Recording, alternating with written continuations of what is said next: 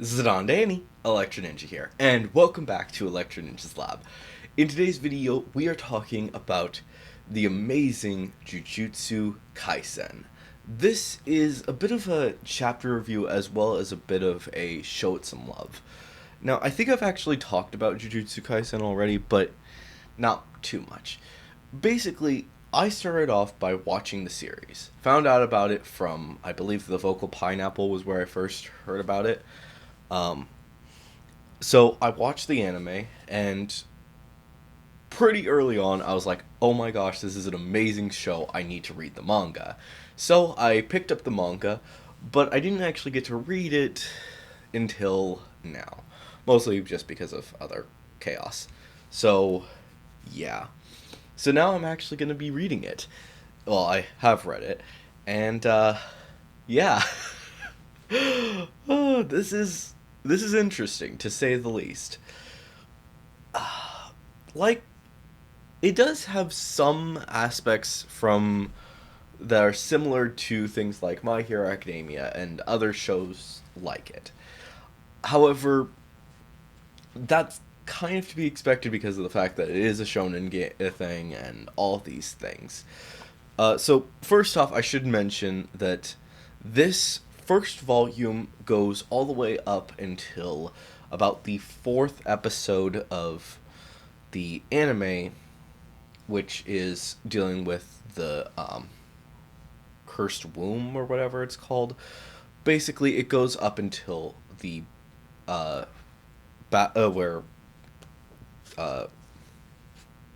Yuji Itadori, whatever you want to call him. Basically, when he goes up against the monster or the special grade and decides to bring out Sukano. And then it ends. That's where this one ends. For those of you who have watched the anime and those and haven't decided to pick up the manga. So this is actually kind of an important note because of the fact that, well, a lot of the early volumes of shows, especially the first one, don't really go that far. Don't really go that far because of the fact that a lot of it is usually devoted to what will eventually become the first episode of the anime, which is honestly true. But I think it's kind of interesting to say the least that this is actually an even-ish amount of information from all of the episodes. There's not too much added, and there's also not too much that's been taken away. Or I guess changed, because nothing was really taken away from the actual manga. Basically, the only things that have changed is, in the anime, they actually gave a little bit more information about Surino, whatever her name is, basically, the girl that, the main girl is friends with, and it's all complicated. I don't really want to get into it right now because I don't want to spoil too much. But the manga doesn't really go too much into detail with that stuff, while a lot more information is actually shown in the anime. On top of that, in the last chapter, when we're actually going in to face off against the monster, well, the mother isn't like is in a bit of a different position because a lot of what they were showing was basically right outside of the actual building. I don't remember what it was, but basically there was a gate and she was outside of that. Well, in this version, in the manga, they're kind of in a foresty area and are walking to the location, or they're near the location and stuff like that, and they're more on the road to the place rather than them being right at the gate and them stopping her there. They're stopping her in the middle of in the pathway up to that gate, which is honestly kind of an interesting way to handle it. Not too much of a difference, but it is kind of an interesting detail to notice. And other than that, there's not too much that's different. Obviously, there's always going to be those little things, like little notes that you see that are just like, wow, That's interesting, or oh my gosh, that's crazy. But it's kind of something that most people expect when they're reading a manga compared to watching the anime, due to the fact that they can't really go over all of the little details. Basically, if somebody's saying something under their breath, they don't necessarily put that, or if they're thinking it, then sometimes they don't put that. These are usually little lines that just never make it into the anime, which I think is fine. A lot of what this is stuff that, well, quite simply, is usually put into the manga. Sometimes it is actually in the Japanese version, but usually it's, from what I can tell, it's more of little jokes that they've put in for the English version. Not 100% certain though. So I don't know. But I also want to just mention really quick a lot of the things that a few of the things at least that we see in between the chapters. Like Horikoshi, um, Akatumi. Sorry, that is a hard name to say for some reason. Basically, he decides that for sure he is going to make sure that in each of the extra pages in his volume, he is going to make sure that there's a little bit of extra information. Be it something about the characters, such as, the first one is actually a little bit of information about Itadori. While different from what people like Horikoshi do, it's still basically the same type of information and drawn out. It's just smaller, which I think is honestly perfectly fine. On top of that, he also has a little bit more information, such as later when he's talking about mochi, and promoting a certain mochi. It's just kind of a bit of a hilarious situation there.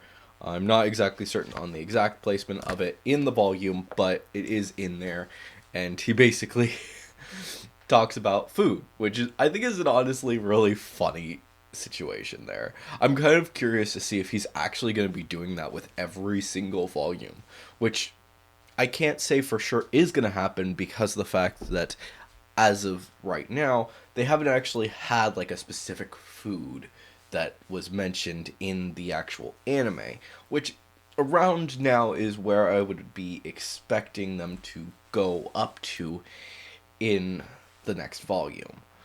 So I'm not exactly certain, but those are just some of my thoughts on the whole thing. So now for the question: should you read the manga, watch the anime, or do both? Now, honestly, as someone who loves reading manga and loves watching anime, obviously I'm going to suggest that you do both.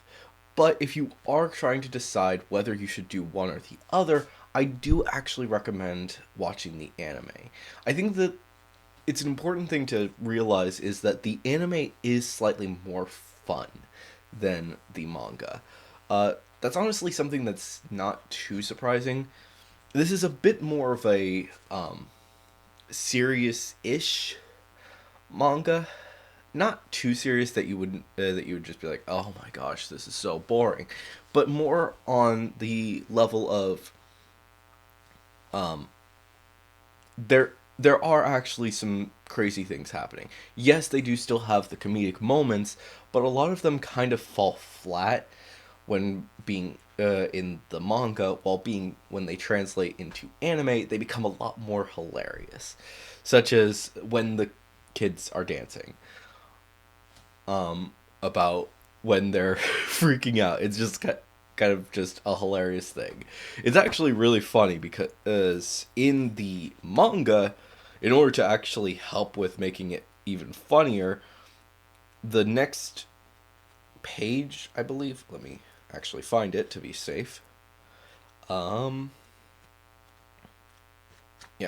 So basically, at the very end of the chapter where they were doing the dancing during the battle, he actually decided to put a little note in here, basically saying that he basically does this exact type of dance when writing the manga, because of the fact that it's a weekly manga and he's freaking out a bit.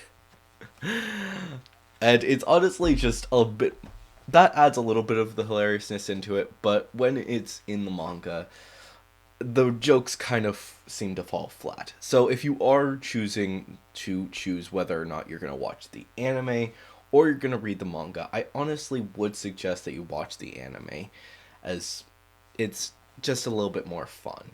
It's not like frickin' um well, a lot of things that it's funny either one, and you could easily do either of them. But if you're someone who's more into the dark, gritty aspect of the series, then I would suggest actually reading the manga. But if you're more into the funny bits, then I would suggest reading or watching the anime. It's all up to you, but yeah. Um, it's a good show. To put it bluntly, this is a fantastic series that I do absolutely recommend that you at least give it a chance. Whether it be watching the anime or reading the manga, it does deserve some love. Am I going to be making a volume review every single time that I get a volume? Probably not.